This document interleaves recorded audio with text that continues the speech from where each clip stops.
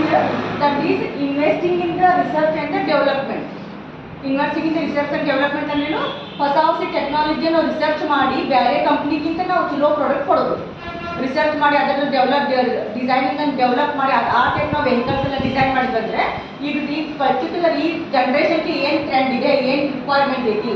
ಯಾಕಂದರೆ ಸೇಮ್ ಇಟ್ಟು ಒಂದು 50 ವರ್ಷದಿಂದ ಹೋದ್ರೆ ಅವಾಗ ಬೇರೆ ಟ್ರೆಂಡ್ ಇತ್ತು, ಅವಾಗಿಂದ ಸಿಟಿ ಅವಾಗಿಂದ ಇದ್ರ ಪ್ರಕಾರ ಬೇರೆ ರಿಕ್ವೈರ್ಮೆಂಟ್ ಇತ್ತು, ಆದರೆ ಈಗ ಬೇರೆ ರಿಕ್ವೈರ್ಮೆಂಟ್ ಇರ್ತೈತಿ. They cannot stick to that old conventional this methods here. Before ಅದು ಏನು ಡಿಸೈನ್ ಮಾಡಿ ಇದು ಮಾಡ್ತಾರೆ ಅದರಿಂದನೂ ಅವ್ರು ಇನ್ಕ್ರೀಸ್ ಮಾಡ್ಕೋಬೋದು ತಮ್ಮ demand. Okay. Next is the diversifying their product line. Diversifying their product line means what? Suppose they are designing one vehicle, 2 wheelers they are designing. Okay. ಈಗ ಒಂದೇ ಟೈಪ್ ವೆಹಿಕಲ್ ಡಿಸೈನ್ ಮಾಡೋಕ್ಕಿಂತ ಅದ್ರಾಗ ಮತ್ತೆ ಬೇರೆ ಬೇರೆ ಮಾಡೆಲ್ಸ್, ಈಗ ಲೂನಾ ಟೈಪ್ ಒಂದು, bike ಒಂದು, ಕರೆಕ್ಟ್, ಮತ್ತು ಆಕ್ಟಿವಾ ಟೈಪ್ ಇರ್ತಾವಲ್ಲ ಆ ಟೈಪ್ ಒಂದು, ಸ್ಕೂಟರ್ ಟೈಪ್ ಒಂದು, ಆಮೇಲೆ ಇಲೆಕ್ಟ್ರಿಕ್ ಮೋಟರ್ಸು. ಡೈವರ್ಸಿಫೈಂಗ್ ಈಗ ಒಂದೇ ಟೈಪ್ ಒಂದೇ ಇಂಜಿನ್ ಒಂದೇ ಮಾಡೆಲ್ ವೆಹಿಕಲ್ಸ್ ಅನ್ನು ಡಿಸೈನ್ ಮಾಡೋಕ್ಕಿಂತ ಡಿಫ್ರೆಂಟ್ ಟೈಪ್ಸ್ ವೆಹಿಕಲ್ಸ್ ಮ್ಯಾನುಫ್ಯಾಕ್ಚರ್ ಮಾಡಿದ್ರೆ ಅವಾಗ ನೋಡಿ ಡಿಮಾಂಡ್ ಹೆಚ್ಚಾಗ್ತೈತಿ ಗ್ಲೋಬಲ್ ಮಾರ್ಕೆಟಲ್ಲಿ. Instead of going for only one type of the design, only one type of the vehicles, what they can do, they can diversify their product line. Diversify their product line means what? ಬೇರೆ ಬೇರೆ type vehicle design ಮಾಡಿ ಅದರಿಂದ they can improve their marketing and also they can enter into the global market and they can lead there by diversifying their product line. Okay. Next one, increasing their marketing and sales efforts. Once they have designed all the designing is completed, all the automation is completed, and the whatever the diversifying different types of vehicles they have designed. But what is the main thing here is marketing. Marketing ಅಂದ್ರೇನು, ಈಗ ಅವ್ರು ಏನು design ಮಾಡ್ಯಾರ, ಏನು product ready ಮಾಡ್ಯಾರಲ್ಲ ಜನರಿಗೆ ಗೊತ್ತಾಗಬೇಕಲ್ಲ ಏನು ಬಂದೈತೆ ಅಂತೇಳಿ.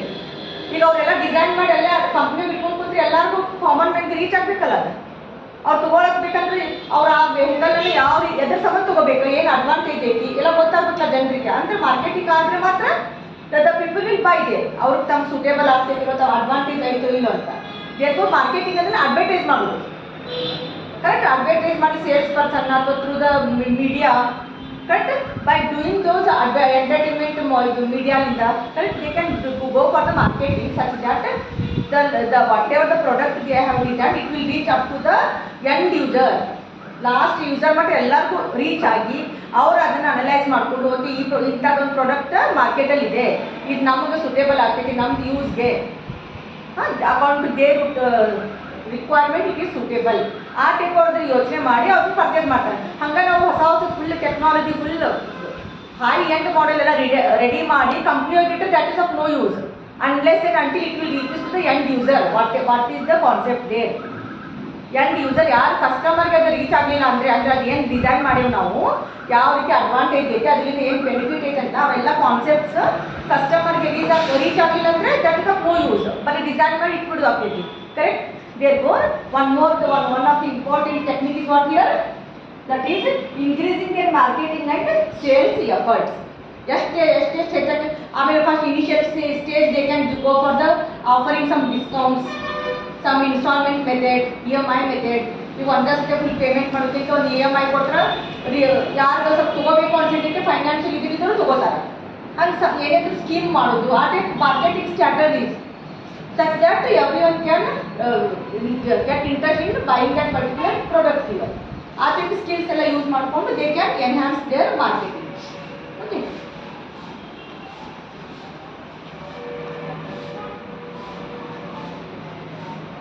Now here, using those techniques, they can increase their global demand, global marketing demand. Okay.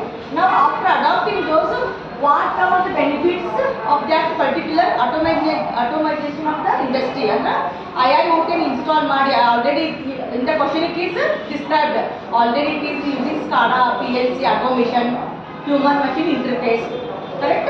After adopting IIoT and all, what are the particular benefits the industry will get there? And what are the benefits it will get? Increased competitiveness of the business. ಅಂದ್ರೆ ಬೇರೆ ಅವ್ರು ಕೂಡ ಯಾರು competitive ಇರ್ತಾರಲ್ಲ ಅವ್ರಿಗಿಂತ ಚಲೋ ಆಗಿ stable ಆಗಿ ಇದು ಮಾಡ್ಬೋದು, ಜನರೇಟ್ ಮಾಡ್ಬೋದು. ಹೌದಾ? Next increase productivity. ಈಗ ಆಟೋಮೇಷನ್ನಿಂದ IIoT 4.0 ಇಂಡಸ್ಟ್ರಿ ಅಡಾಪ್ಟ್ ಮಾಡೋದ್ರಿಂದ they can increase the productivity. ಏನು ಡಿಸೈನ್ ಮಾಡ್ತಾ ಇದ್ದಾರಲ್ಲ, ಏನು ಪ್ರಾಡಕ್ಟನ್ನು ಹೊರಗೆ ಬರ್ತಾ ಇದೆ, they can increase that rate also. Okay, next increase revenue, ಇನ್ಕಮನ್ನು ಇನ್ಕ್ರೀಸ್ ಮಾಡ್ಬೋದು. ಅವ್ರಿಗೆ ಏನು ದುಡ್ಡು ಬರ್ತಿತ್ತಲ್ಲ, ಜಾಸ್ತಿ ಪ್ರಾಡಕ್ಟನ್ನು ಡಿಸೈನ್ ಮಾಡಿ ಜಾಸ್ತಿ ಒಂದು ಸೇಲ್ ಮಾಡಿ they can increase the revenue ಇದೆ. Okay, and also optimisation of manufacturing process delivery of the better customer service. ಅಂದ್ರೆ ಹೆಂಗೆ ಮ್ಯಾನುಫ್ಯಾಕ್ಚರ್ ಆಗ್ತಾ ಆ ಟೈಪ್ ಡೆಲಿವರಿ ಆಗ್ತಾ ಹೋಗಬೇಕು. ಈಗ 1000 ವೆಹಿಕಲ್ಸ್ ರೆಡಿ ಮಾಡಿಟ್ಟು ಹಂಗೆ 1 ವರ್ಷ 2 ವರ್ಷ ಅಲ್ಲೇ ಗೋಡೌನ್ ಹೋಗಿತ್ತು, ಆಮೇಲೆ ಯಾರೋ ಕಸ್ಟಮರ್ ಸಿಕ್ಕರು ಹಂಗೆ ಮಾಡಬಾರ್ದು. ಹೆಂಗೆ ರೆಡಿ ಆಗ್ತಾಯಿತ್ತು ಹಂಗಂಗೆ ಅವ್ರು ಡೆಲಿವರಿ ಆಗ್ತಾ ಹೋಗ್ಬೇಕು. ಆಪ್ಟಿಮೈಸೇಷನ್ ಅವ್ರು ಎರಡರ ಮಧ್ಯೆ ಬ್ಯಾಲೆನ್ಸ್ ಇರಬೇಕು between the manufacturing process and delivery ಪ್ರೊಸೆಸ್ಗೆ. therefore ಆಪ್ಟಿಮೈಸೇಷನ್ ಅದನ್ನು ಇದರಿಂದ ಸಾಧ್ಯ. therefore using these techniques the TVS Motor they can enter into the, these are the some of the suggested techniques. These are some of the suggested techniques. Using this they can enter into the particular global market. Yes, clear? Okay, now clear. Next question. Read the question. What one Sati?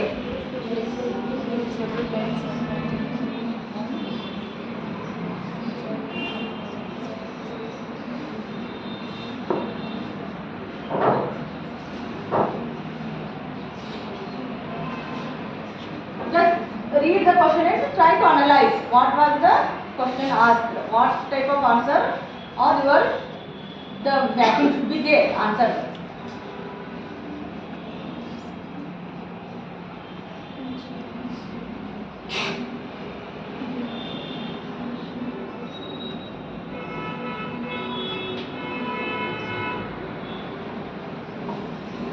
Yes, who will explain what is the question?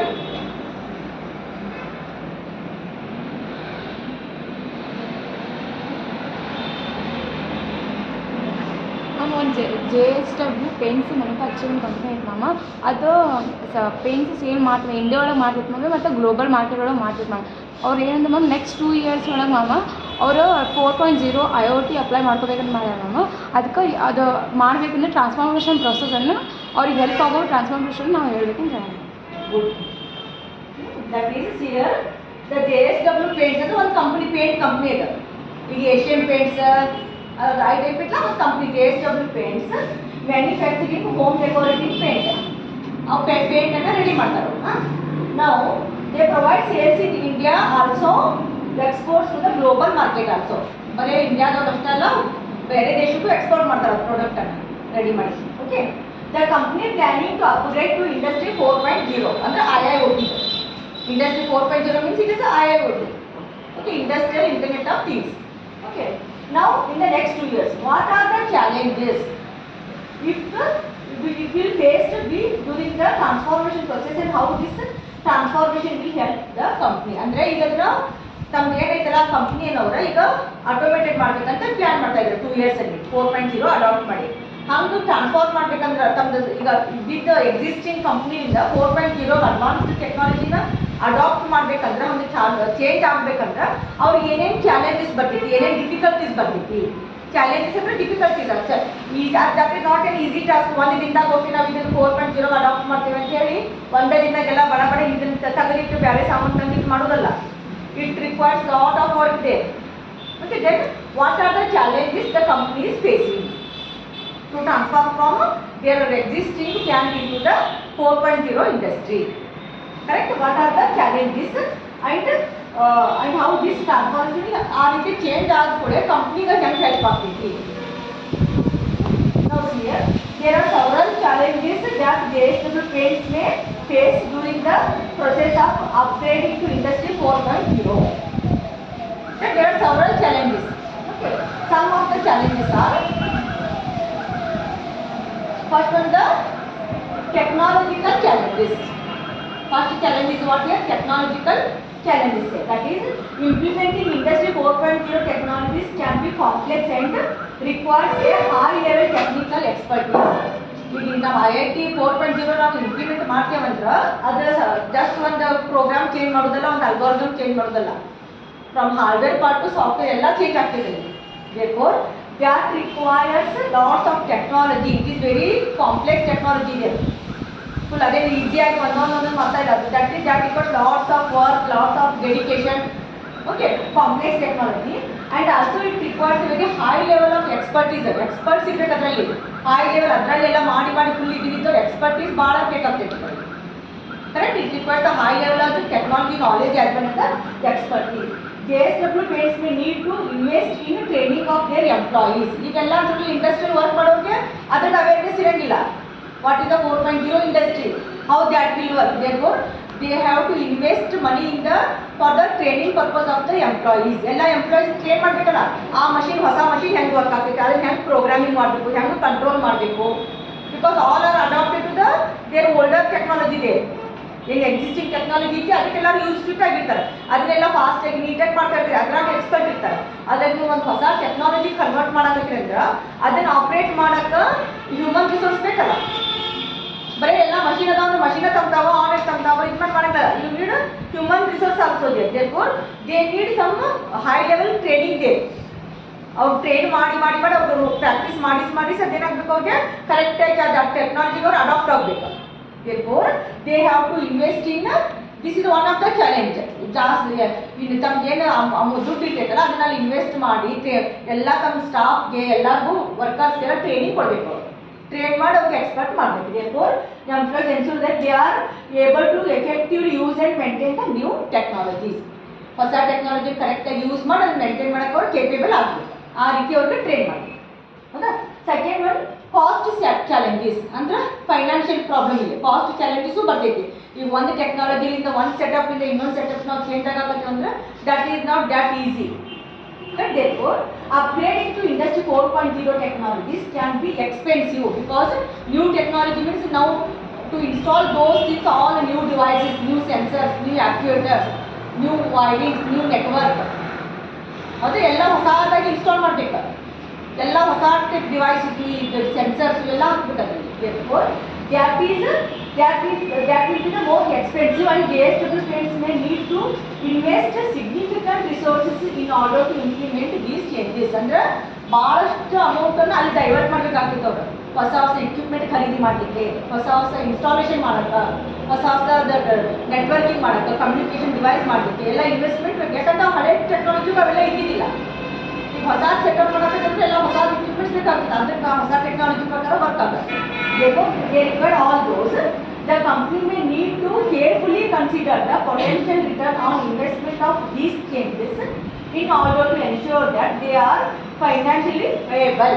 ಅಂದ್ರೇನು, ಅವ್ರು invest ಮಾಡೋಕ್ಕಿಂತ ಮೊದಲು ಏನೇನು ಹೊಸ technology invest ಮಾಡ್ತಿರ್ತಾರಲ್ಲ ಅದನ್ನ ನೋಡೋಕ್ಕಿಂತ ಮೊದಲು ಅಷ್ಟೆಲ್ಲ ಮಾಡಿದ್ರು ಅವ್ರು ಏನು ರಿಟರ್ನ್ ಬಂದಿತ್ತಲ್ಲ ಅದನ್ನೆಲ್ಲ ಅವ್ರು ಪ್ರೆಡಿಕ್ಟ್ ಮಾಡಿ ಕ್ಯಾಲ್ಕುಲೇಟ್ ಮಾಡಿ ತಾವು ಏನು ಇನ್ವೆಸ್ಟ್ ಮಾಡಕ್ಕೆ ಅದಕ್ಕಿಂತ ಸ್ವಲ್ಪ ಪ್ರಾಫಿಟ ಬರ್ತೈತೆ ಮತ್ತು ಲಾಸ್ ಹೋಗ್ತಿದ್ದ ಕಂಪ್ನಿ ಅದನ್ನೆಲ್ಲ ಮೊದಲು ಅನಲೈಸ್ ಮಾಡಬೇಕು. ಅಂದ್ರೇನ ಸರ್ವೈವ್ ಆಗಬೇಕು, ಅವರು ಫೈನಾನ್ಷಿಯಲಿ ಸರ್ವೈವ್ ಆಗಬೇಕು. ಈ ಫುಲ್ ಒಂದು ಫಾರ್ ಎಕ್ಸಾಂಪಲ್ ಫುಲ್ 1000 ರೂಪೀಸ್ ಖರ್ಚು ಮಾಡಿ ಎಲ್ಲ ಒಂದು ಇನ್ವೆಸ್ಟ್ ಮಾಡಿ, ಎಕ್ಸಾಂಪಲ್ ಇರ್ತೀವಿ ಓಕೆ 1000 ರೂಪೀಸ್ ಖರ್ಚು ಮಾಡಿ ಬರೀ ನಮ್ಗೆ ರಿಟರ್ನ್ಸ್ 10 ರೂಪೀಸ್ ಬರೋಕತ್ತೈತಂದ್ರೆ ಲಾಸ್ ಅದು ಫುಲ್. ಹೌದಾ. ಅದು ಮೊದಲೇ ಇಷ್ಟೆಲ್ಲ ಖರ್ಚು ಮಾಡಿಕೊಂಡು ನಾವು ತೆಗಿಬೋದು ದುಡ್ಡು, ಎಷ್ಟು ನಮ್ಗೆ ಪ್ರಾಫಿಟ್ ಬರ್ತೈತಿ ಅಂದರೆ ಅದು ಸರ್ವೈವ್ ಆಗುತ್ತೆ. Economically they can survive they ಕರೆಕ್ಟಾಗಿ ಮತ್ತು ಮುಂದೆ ಪ್ರೊಡಕ್ಷನ್ ಮಾಡಲಿಕ್ಕೆ ಮತ್ತು ಮುಂದೆ ಇದು ಮಾಡಲಿಕ್ಕೆ ಸರ್ವೈವ್ ಆಗಿ ಒಂದು ಗ್ಲೋಬಲ್ ಮಾರ್ಕೆಟ್ ಮತ್ತು ಸ್ಟೇಬಲ್ ಆಗಿ ಮಾಡಲಿಕ್ಕೆ they need that financial support. That is very important. therefore first only they have to analyze that is also challenge here. Okay, that is the cost challenges. ದುಡ್ಡು ಯಾವ ರೀತಿ ಎಲ್ಲೆಲ್ಲಿ invest ಮಾಡಬೇಕು ಮತ್ತು ಅಷ್ಟೆಲ್ಲ ಇನ್ವೆಸ್ಟ್ ಮಾಡಿದ್ರೆ ಮುಂದಷ್ಟು ಬರ್ತೈತಿಲ್ಲ ರಿಟರ್ನ್ಸ್ ಅವ್ರಿಗೆ, ಫಸ್ಟ್ ಎಲ್ಲ ಕ್ಯಾಲ್ಕುಲೇಷನ್ ಮಾಡಬೇಕಾಗ್ತದೆ. Okay, next is the organisational challenges. Okay, organisation challenges ಅಂದ್ರೇನು, ಈಗ ಒಂದು ಯಾವುದೋ ಒಂದು ಪ್ಲ್ಯಾಂಟಲ್ಲಿ ಒಂದು ಹಳೆ ಟೆಕ್ನಾಲಜಿ ನಾವು ಇನ್ಸ್ಟಾಲ್ ಮಾಡಿ ಎಲ್ಲ ಇದು ಮಾಡಿರ್ತದೆ, ಮತ್ತು ನ್ಯೂ ಟೆಕ್ನಾಲಜಿ ಮಾಡೋದಂದ್ರೆ ಫುಲ್ ಸೆಟಪ್ ಚೇಂಜ್ ಆಗಿಬಿಟ್ಟಿದೆ.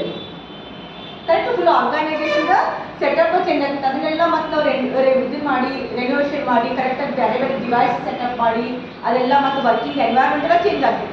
therefore that is the organizational challenges here. that is implementing industry 4.0 technologies can also require significant organizational changes there. Change ಆಗ್ತೈತೆ ಅಲ್ಲಿ, ಸೇಮ್ ಇದ್ದಂಗೆಲ್ಲ ಸೆಟಪ್ ಇರೋಂಗಿಲ್ಲ, ಈಗ ಹೊಸ ಡಿವೈಸ್ ಬಂತಂಗೆ. Okay, including the development of new processes and procedures. ಹೊಸ ಪ್ರೊಸೆಸನ್ನು develop ಮಾಡಬೇಕು, ಬೇರೆ ಬೇರೆ ಪ್ರೊಸೀಜರನ್ನು ಅಡಾಪ್ಟ್ ಮಾಡಬೇಕಾಗ್ತದೆ. ಹೌದಾ. This can be challenging process and may require JSW Paints to make significant changes to the way they do business. ಅಂದ್ರೆ ಅವೆಲ್ಲ ಮಾಡೋಕೆ ಹೊಸ ಟೆಕ್ನಾಲಜಿ ಅಡಾಪ್ಟ್ ಮಾಡೋಕೆ ಅಲ್ಲೇನೋ ಭಾಳಷ್ಟು ಸಿಗ್ನಿಫಿಕೆಂಟ್ ಚೇಂಜಸನ್ನು ಮಾಡಬೇಕು. ಆರ್ಗನೈಸೇಷನಲ್ಲಿ ಎಲ್ಲಿದ್ರೆ ಮಾಡ್ತಿರ್ತಾರೆ. ನೋ ಸೆಕೆಂಡ್ ಪಾರ್ಟ್ ಏನಿತ್ತು ಹೇಳ್ರಿ ಕ್ವಶನ್ಸ್. ಸೆಕೆಂಡ್ ಪಾರ್ಟ್ ಏನಿತ್ತು, ಫಸ್ಟ್ ಅವ್ರಿಗೆ ಅದು 4.0ಗೆ ಚೇಂಜ್ ಆದರೆ ಏನ ಚಾಲೆಂಜಸ್ ಬರ್ತೈತಿ. ಓಕೆ, ನಾವು we are discuss about the challenges, what are the challenges. Second part ಏನಿತ್ತು, ಅದು ಚೇಂಜ್ ಆದ್ಕೊಂಡು ಏನೇನು ಬೆನಿಫಿಟ್ ಆಗ್ತವ್ರಿಗೆ, ಹೌದಾ? ಅಷ್ಟೆಲ್ಲ ಚಾಲೆಂಜಸ್ ತೊಗೊಂಡು ಅಷ್ಟೆಲ್ಲ ಇನ್ವೆಸ್ಟ್ ಮಾಡಿ ಕರೆಕ್ಟ್ ಟ್ರೈನಿಂಗ್ ಮಾಡಿ ಎಲ್ಲ ಹೊಸ ಹೊಸ ಡಿವೈಸ್ ಕನೆಕ್ಟ್ ಮಾಡಿ ಅವ್ರಿಗೆ ಚೇಂಜ್ ಮಾಡಿಕೊಂಡ್ರು 4.0ಗೆ, ಹೌದಾ? ನಾವು what are the benefits they are getting using that new technology. ನಾವು benefits here first increase the efficiency. Now fully it is automated. Correct? Now once it has changed means it is fully now it is automated. Therefore the efficiency will be more now. Correct ಆಗಿ accurate ಆಗಿ machines ಎಲ್ಲ correct ಆಗಿ sensors ಎಲ್ಲ measure ಮಾಡ್ತಾವ, ಅದನ್ನ process ಮಾಡ್ತೈತಿ according to correct rating without any deviation. All the tolerance correct point to point accurate ಆಗಿ changes ಆಗ್ತಿದ್ದಾವೆ. Therefore accuracy will be more. Improved quality of the product also increases here. Designing ಎಲ್ಲ automatic ಆಗಿ ಆಗ್ತಾ ಇದ್ದು, motor ಇದು ಪೇಂಟ್ದು ಆಯಿತು ಇದ್ರದ್ದಾಯಿತು ಕರೆಕ್ಟಾಗಿ ಅದನ್ನು ಡಿಸೈನ್ ಮಾಡಿ ಅವ್ರ ಅದ್ರ ಏನು ಕ್ವಾಲಿಟಿ ಇರ್ತೈತಲ್ಲ ಪ್ರಾಡಕ್ಟ್ ಕ್ವಾಲಿಟಿನೂ ಇನ್ಕ್ರೀಸ್ ಆಗ್ತಿದ್ವಿ. ಬಿಕಾಸ್ ದ ಪ್ರೊಸೆಸಿಂಗ್ ಏನಾದರೂ ಸ್ವಲ್ಪ ಚೇಂಜಸ್ ಇತ್ತು, ಎರರ್ಸ್ ಇತ್ತಂದ್ರೆ ಇಮಿಡಿಯೇಟಾಗಿ sensors detect ಮಾಡ್ತಾವಲ್ಲಿ.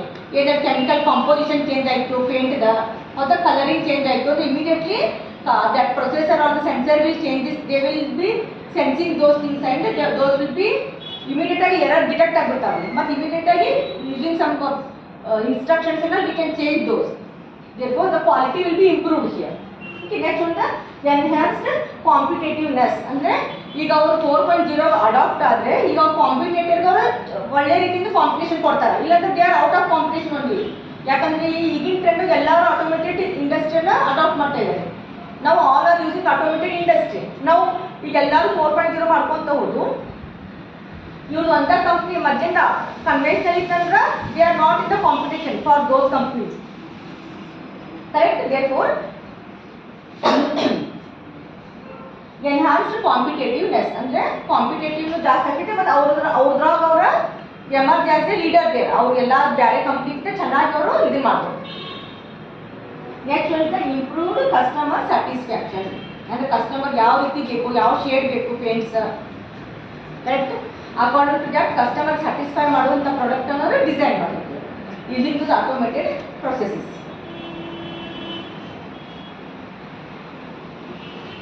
So pass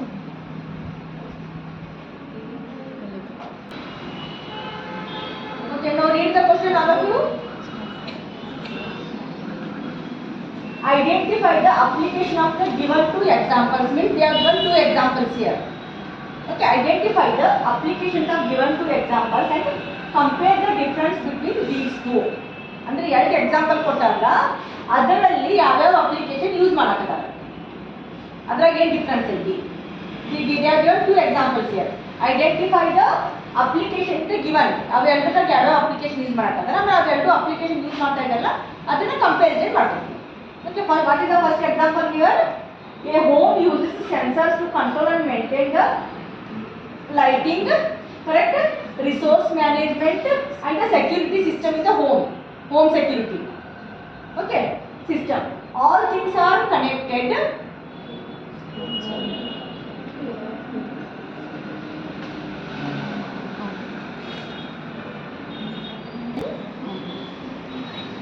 Now here, all things are connected to cloud server. Okay, all those things are connected to cloud server using the wireless internet connection to monitor and control the home appliances. Andre first example is the home automation. First example is the home automation. Andre light control ಮಾಡೋದು, fan control ಮಾಡೋದು, AC control ಮಾಡೋದು, security scanning configuration ಮಾಡಿ ಒಳಗೆ ಹೋಗೋದು, lock system ಅದನ್ನೆಲ್ಲ home automation ಮಾಡಕ್ಕೆ ಒಂದು technology use ಮಾಡಕತ್ತಾರೆ. ಅದನ್ನೆಲ್ಲ ಡಿವೈಸ್ ಎಲ್ಲ ಕ್ಲೌಡ್ ಕಂಪ್ಯೂಟಿಂಗ್ಗೆ ಕನೆಕ್ಟ್ ಇದೆ, ಆ ಸರ್ವರ್ ಕನೆಕ್ಟ್ ಇದೆ, ಅಲ್ಲೆಲ್ಲ ಡಾಟಾ ಹೋಗ್ತಿದೆ, ಅದರಿಂದ ಪ್ರೊಸೆಸ್ ಆಗಿ ಇವೆಲ್ಲ ಕಂಟ್ರೋಲ್ ಆಗ್ತಾವೆ. That is the first example. Okay, second example is what? A company uses CPS, information and communication technologies and also sensors and the cloud based data integration to help human beings and things to communicate among themselves. ಅಂದರೆ human beings ಮತ್ತು equipments ಜೊತೆ communicate ಮಾಡಲಿಕ್ಕೆ ಇವೆಲ್ಲ technology use ಮಾಡ್ತಾರೆ. themselves in the production process. ಎಲ್ಲಿ use ಮಾಡಕತ್ತಾರ production process ಅಂತ ಒಂದು ಇಂಡಸ್ಟ್ರಿ ಇದೆ ಮತ್ತೆ in the production process to monitor and control the industrial production process. ಇದು ಸೆಕೆಂಡ್ ಎಕ್ಸಾಂಪಲ್. ಇಲ್ಲಿ ಎರಡೂದ್ರಾಗ ಏನು ಡಿಫ್ರೆನ್ಸ್ ಇದೆ, ಯಾವ್ಯಾವ ಟೆಕ್ನಾಲಜಿ ಯೂಸ್ ಮಾಡ್ತಾರೆ ಹೇಳಿ? ಒಂದನೇದು ಮತ್ತು ಎರಡನೇದ್ರೊಳಗ ಒಂದನೇದ್ರೊಳಗ IoT, internet of things, because small limited number of small devices are connected there, controlling the small devices with low power. Correct? That is the first one is the in the home automation they are using the IoT technology. Okay, and second example is the IIoT, because it is the industrial equipment control here. Correct? Industrial process control, therefore industrial internet of things, IIoT. The technology used in the, you have to write clearly. Our sentence ಬರೀದಿದ್ದಕ್ಕೆ marks ಸಿಗ್ತೈತಿ, because they are asking mention the technologies used in the first example and the second example. In the first example the technology used is IoT, and in the second example the technology used is IIoT. You have to clearly mention those two sentences here. Okay, and after that we have to compare those two technologies now, IoT and IIoT. Okay,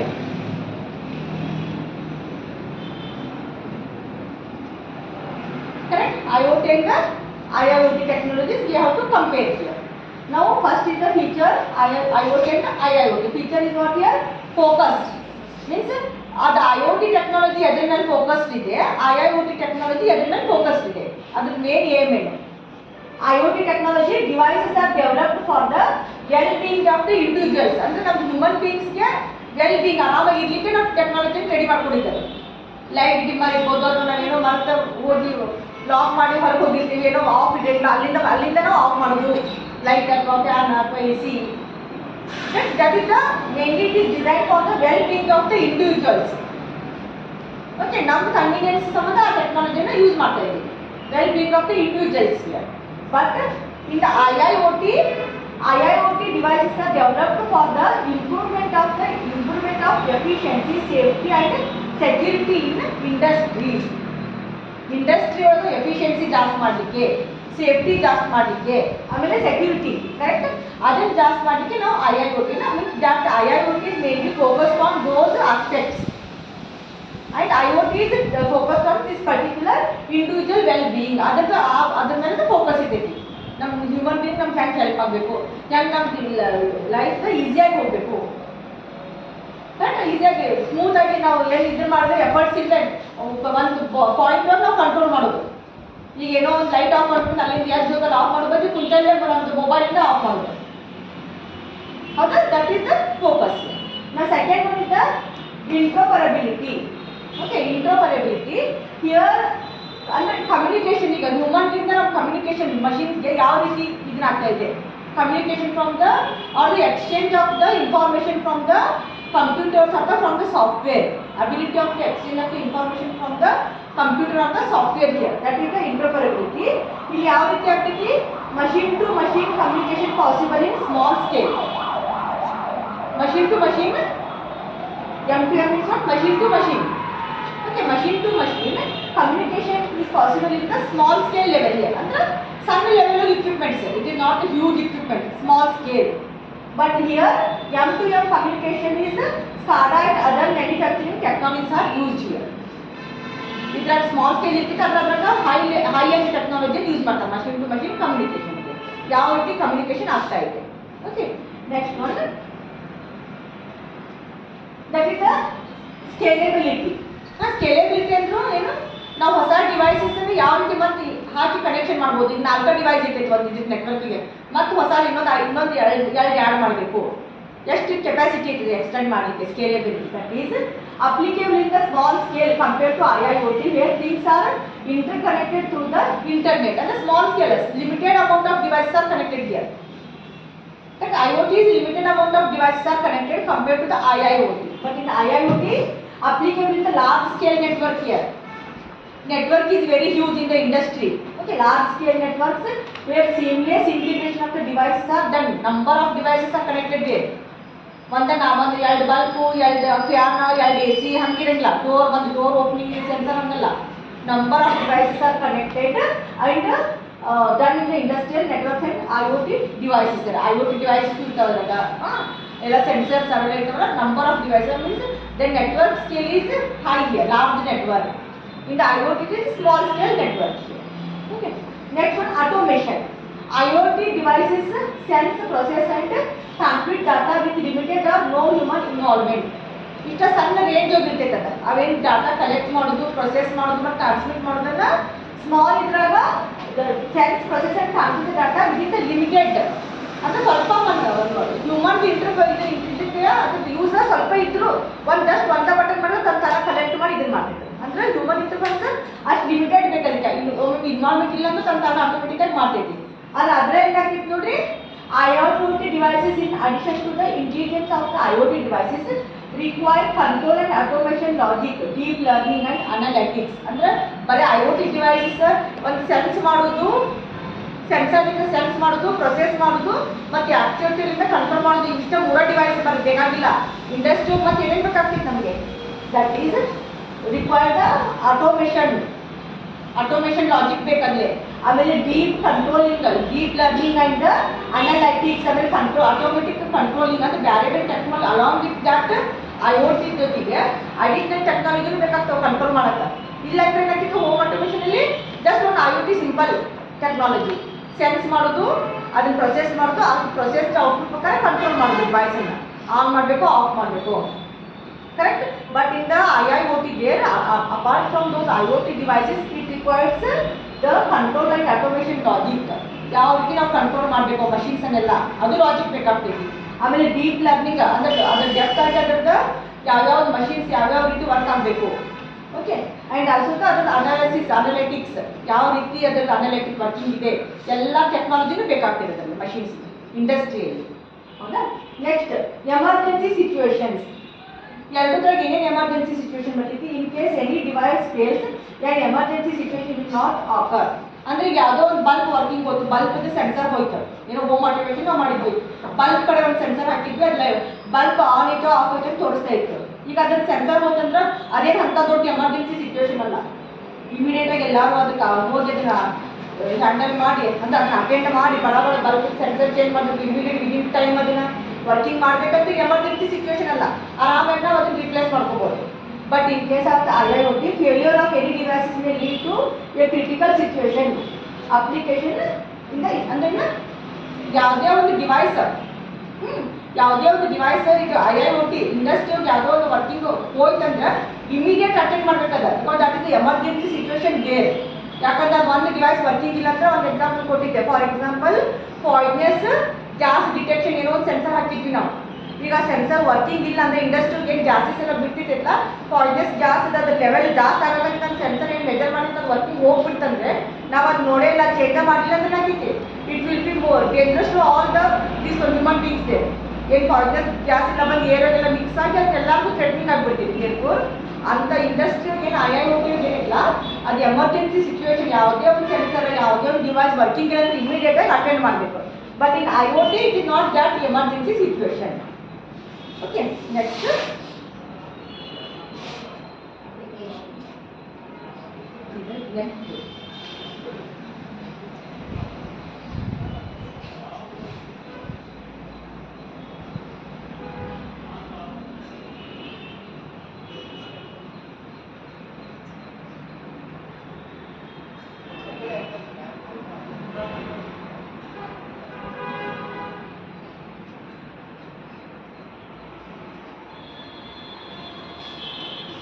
Okay, now see here, this is the application consumer purpose, industrial purpose. That is application ಇರ್ತೈತಿ, industrial purpose ಇರ್ತೈತಿ, ಈಗ consumer purpose ಇದು ಇಲ್ಲಿ ಬರ್ತೈತಿ.